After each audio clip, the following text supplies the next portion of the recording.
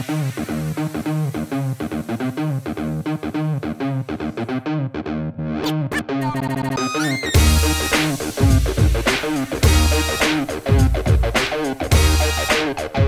don't know how to say this, so I'm just going to come out and say it.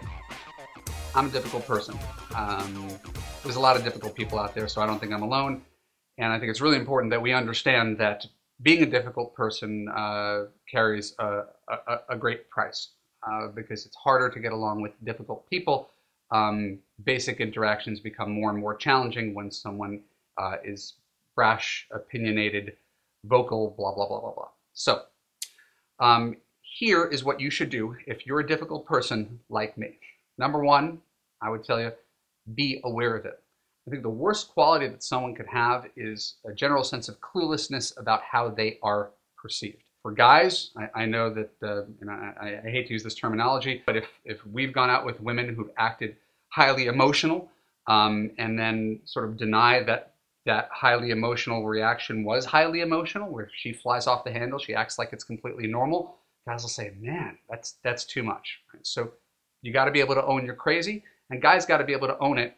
And then this is not gender specific, but guys got to be able to own it when they are being a jerk, right? Like the guy who acts like a jerk and doesn't admit that he's being a jerk is even more of a jerk. So if you're a difficult person, the first thing you got to do is be aware that you're difficult. Be aware that you want things your way. Be aware that you're going to put up a fight and you're going to have your opinions and you're going to try to take control of situations and ruffle some feathers. Being clueless or being in denial about it only makes people look at you differently. Number two, the next thing you do when you are one of the difficult people is to attempt to catch yourself, right? And we could substitute anything for being difficult, like any sort of behavior.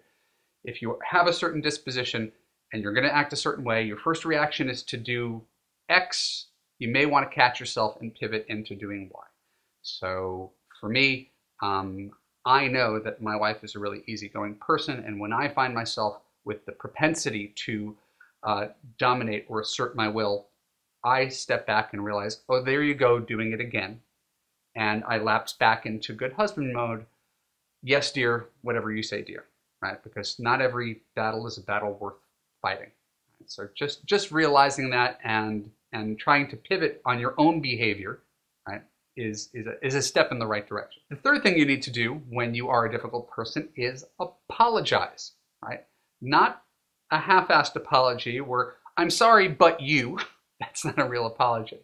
Right? You have to apologize and say, I'm sorry. I didn't mean to cause an argument at the restaurant when I asked the waitress 3 times to move our table. Really, you need to apologize, say you're sorry to your partner.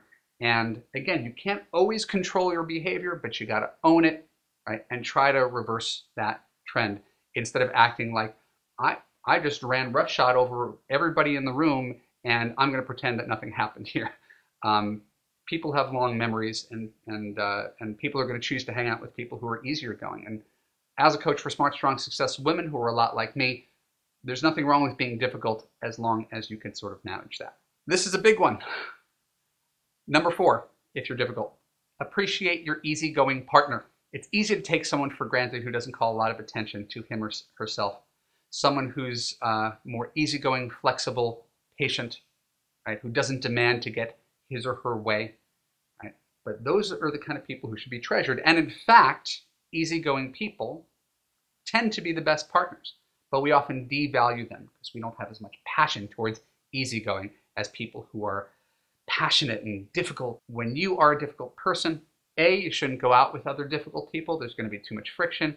B, if you have an easygoing, flexible partner, appreciate the hell out of your partner. Realize that that person is putting up with you. That's no small deal. And hold on for dear life, because it's really rare and precious when a difficult person can find themselves in a peaceful relationship because they have a partner who gets them, appreciates them, and allows them to be the way they are. I hope you enjoyed that video. It's something that's near and dear to my heart. My name is Evan Mark Katz. If you enjoyed it, please click subscribe. Follow me on Facebook and Twitter.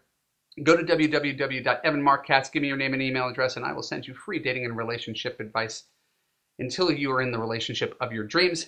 Thank you so much. I'll see you in another video.